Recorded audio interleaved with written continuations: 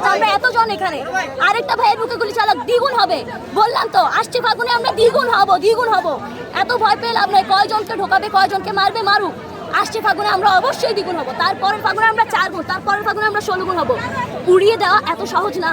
ছাত্র সমাজকে আজ পর্যন্ত কোনো দেশ উড়িয়ে দিতে পারে নাই, বরং ছাত্র সমাজের গায়ে হাত তুলে সেই সরকার উড়ে গেছে।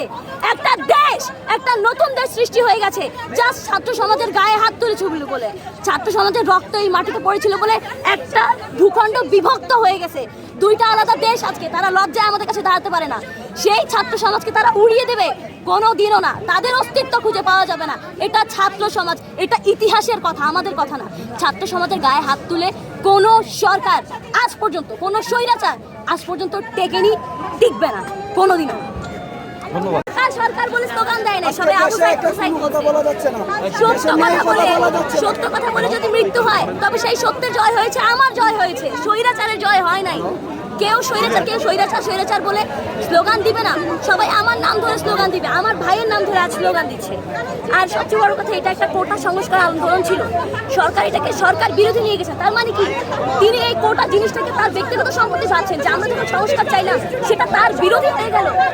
কোটা সরকারের ব্যক্তিগত সম্পত্তি, যে আমরা যখন কোটা সংস্কার চাইলাম সেটা সরকারের সম্পত্তি চাওয়া হয়ে গেল, যে সরকার বিরোধী হয়ে গেল। একটা অধিকারকে, একটা অধিকার, আমাদের একটা অধিকার, আমাদের একটা চাওয়াকে তারা একটা রাজনৈতিক বিষয় বানিয়ে ফেলেছে। এটা দায়ভার কার? তার মানে কি সরকার এটাই প্রমাণ করতে চাচ্ছে, সরকার এটুকুই প্রমাণ করতে চাচ্ছে তারা বলছে আপনাদের এই হাতে গোনা কয়েকজনকে উড়িয়ে দিবে তুলার মতো।